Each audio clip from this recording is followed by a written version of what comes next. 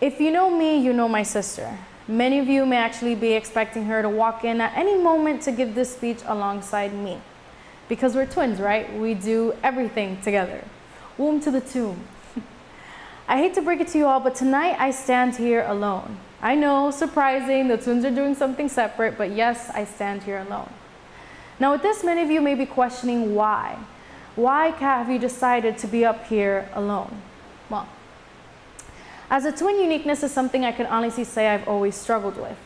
Many fail to identify not only the physical differences between my sister and I, but our personality differences as well. Yet I know in my heart that we are different. And I stand here alone tonight to prove that not only to you all, but to myself. Because as much as I can stand here and ramble on about the idea that we are two separate, unique individuals, I still struggle to figure out what exactly makes us so. To much of my own surprise, when people ask me, what's different about you guys? I actually have a hard time finding a valid answer.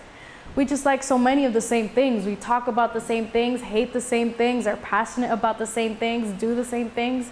We just make sure not to wear the same things. And I can assure you it's pure coincidence. We don't strive to be the same, it literally just happens. So the least I can do is cut my hair short. Shorter than hers, that is.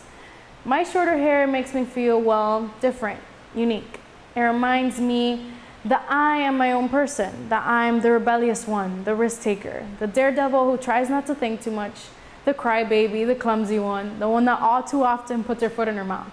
My shorter hair is a physical reminder that I am indeed different, that I am my own person, that I am one in a million, not one in a pair, not a part of a unit, that I am just Katherine de Jesus, just Kat, just me. My sister and I are always being compared, and as twins, I understand why that is. But I still await the day where my test scores and accomplishments aren't compared to those of my sister. I await the day where it's not always, you got 2 points higher than your sister, 2 points less, 2 points more. I await the day where I'm compared to who I used to be. Excuse me if I sound a little bit selfish, but I await the day where the weight of my achievements aren't measured according to those of my sister. Competition is basically non-existent between my sister and I. I am extremely proud of what she's done, and I know she is proud of what I've done. But I don't care whether I'm better than my sister. I want to know if I'm better than the person who I was yesterday, because as an individual, which I am, I aim to improve myself. Nonetheless, I think I've always stuck by my sister because it's easier that way. It's easier to have my best friend, my woo-mate, always there for me. Always there to help me make decisions. There to help me pick out what to wear, what to buy, what to order at a restaurant. It's even easier to start conversations. We don't even have to say anything. People just go on up to us and be like, oh my God, you guys are twins, what's that like? And the conversation goes from there. It's easier, far easier than being alone. The fear of being alone. It's mortifying.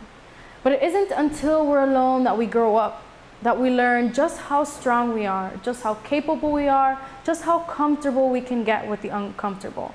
I have loved every single moment, every memory, every award, every title, every laugh, every cry I have been given the privilege to share with my sister. But now I am ready to begin a new chapter, a new book. I'm eager to start making a name for myself, to distinguish myself. I'm eager to see that it is my story that I tell, and I sure do pray it's a good one. Of course, that begs the question, what story does Katherine de Jesus, not Kimberly and Katherine, want to tell? What story do you, not your parents, not your friends, not your teachers, want to tell? We will never have the answer to this question until we stand alone, until we listen to our own voices, our own brains, our own hearts, our own guts. I hate to be cliche and cheesy and all, but I honestly couldn't think of any other quote more fitting to explain what I'm trying to say.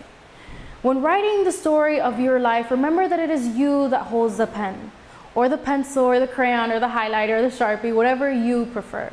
Because the one thing you will always have that nobody else does is you. Your heart, your soul, your essence. Those things are yours and only yours. They form who you are, your identity. So who are you? Who am I? I didn't realize how difficult this question would be until I tried answering it myself. So who am I? Yes, I am a twin, but I am more than just that. I am Katherine de Jesus.